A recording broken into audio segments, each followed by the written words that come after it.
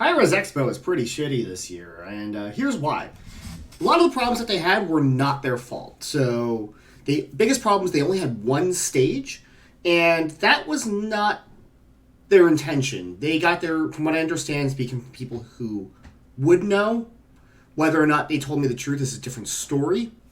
They claimed, what I was told was, they got their space that they purchased from DreamHack, and they realized pretty much immediately they couldn't fit two stages. So that means that Paladins and Smite had to play on the same stage. So they usually had Paladins go first and then Smite. That actually had a cascading effect down the road when, during the semifinals that had already started at like 5 at night, which day 2, the games went from 5 at night to midnight. Basically, 4:40 to 11:30-ish. Game 1, Dignitas versus Rival. Dignitas's computers were not functioning, and they wouldn't permit a restart of the game because they just didn't have time. That's basically what they were told. They couldn't do it. They were already too far behind, so Dignitas just had to live with it in Game 1, which set the tempo for them to get swept. Cherio also had issues with his computer in game during his set. That's why they had a priority ban away the Morgan, which was not their intention for the Renegades. And they also had huge issues for Rival during the finale. It was so bad that they had an emergency ban Persephone. That's a problem. That they had to change the rules.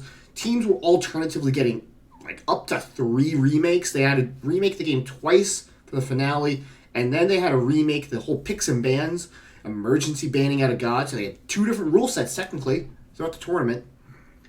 And a lot of that's got a cascading effect. 1, the game's still broken. The game still doesn't work. And 2, they put themselves into a horrible time crunch. Some of that wasn't their fault.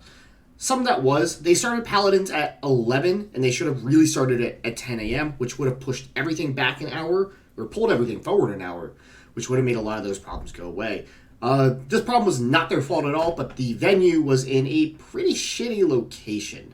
The Georgia World Conference Center is a very big venue, and we actually got put, DreamHack entirely, so everyone had this problem, not just Hi-Rez, got put in Hall C as in Charlie.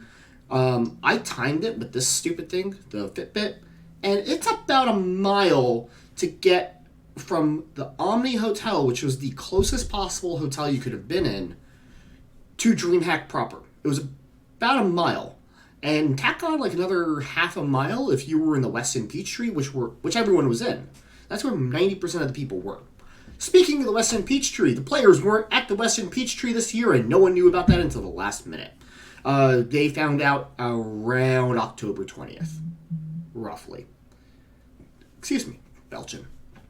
This video has been brought to you by Kirkland Sparkling Water. Kirkland Sparkling Water. It's like LaCroix, but cheaper. Excuse me. So, it was a bit of a hike. And for me, that's good because I run because, again, I'm almost fat. But for those who had some, disabilities, walking issues, wheelchairs, things like that, the venue was at a shit location. Speaking about its location, this all cascades quite nicely now that I think about it. Unlike last year, the after party didn't have a shuttle. You had to figure out your own way to get from downtown Atlanta to the after party up in Marietta. And that is that's like on the northwest part of the metro. It's about a 12 miles away. So if you were on a budget, if you didn't have the money for Uber, if you didn't have a friend or a connection, you were kind of fucked. The after party, the previous 2 years I was there, and I won't say about like season 3 or season 2 when Energy was winning it. The first one I went to was season 4. They've always had a buffet spread. They've always had they've always had dinner at the after party. You had to buy it this year. They had the restaurant open so you can get like wings and some pizza. They didn't actually have a buffet spread. In the previous years, they had a pretty good spread. It was chicken, there was beef, there was some other things. There was like pretzel bites, things like that. They had some cookies at the end. Like at midnight, they had like 4 or 5 trays of cookies. and they were good cookies, but that was it. That's all they did. And if you wanted to spend like $15 for a pan pizza, personal pan pizza, you could. The place Main Event does, they do the best they can, but it was just like not much. And getting a soda there was a giant pain in the dick because you either had to ask the bartender or you had to go to this one little station where they had a person there. And they were also serving some alcohol at that little station where the soda machine was. So the line was out the door. So they offered free soda and water, is what it said. They didn't say they weren't going to do food, by the way, which was awesome. So, that kind of all cascades into itself, is that the game, they kind of got screwed over with a lot of that. A lot of these problems some of them were outside of Hi-Rez's control. Again, like how far away DreamHack was, all of that. But there's also signs that it's like, there was also signs, like I said, the biggest one is that the after party, not having food there, not being willing to get a shuttle. They had a bus last year taking people back and forth to the Westin Peachtree.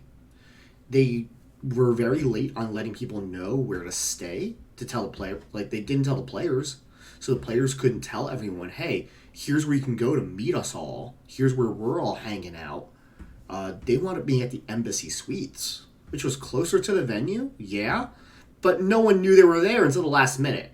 And when I tried to find out, I couldn't get a room. Well, I couldn't get a room. The only way I was able to was through the booking through Hi-Rez's personal site, because I did try to book at the Embassy independently, but I couldn't, so I had to book at the Omni. Because I figured once the players weren't going to be there, no one would book there.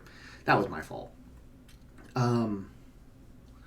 And the venue itself, it's DreamHack. They didn't have a lot of really good food options either. They were all overpriced. They were shitty. The customer service was ass. One, I just remember trying to get a pretzel like before Worlds, and the guy's like, "The line's closed," and he was like yelling at me like about that. Like, he was fucking proud, like, to tell me that I couldn't get a fucking snack. I'm just like, what the fuck, dude? Like, dude, I'm on vacation. I make 4 times what you do. Fuck you and fuck off. With your fucking arrogance there. Yeah, I mean, and the biggest problem is, like, this was Hi-Rez's opportunity, their annual opportunity to make an impression, and in front of like 24,000 people on Twitch, the fucking game crashed so badly they had to change the tournament rules mid-tournament. That's not a great impression. I was looking at the Twitch viewer numbers, and it was apparently 24,000. The chat wasn't really that level, but that's neither here nor there. Who knows? Is the event still worth going to? Like I said in the positive video. Yeah, if you're a fan of Smite and you're committed to the game, I'm not here to talk to you about what your money is worth to you, but overall, I'd say yeah. Either way, if you like this kind of content and you want to see more, hit the subscribe button. It's somewhere, I don't fucking know where it is. It's that away. Hit the notifications. Like I keep saying, I'm trying to get to 1,000 subscribers, which will allow me to monetize the channel.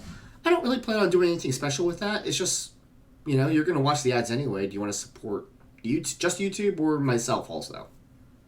Hopefully you like me more than you like YouTube. Either way, take care. Thank you for watching. See you around.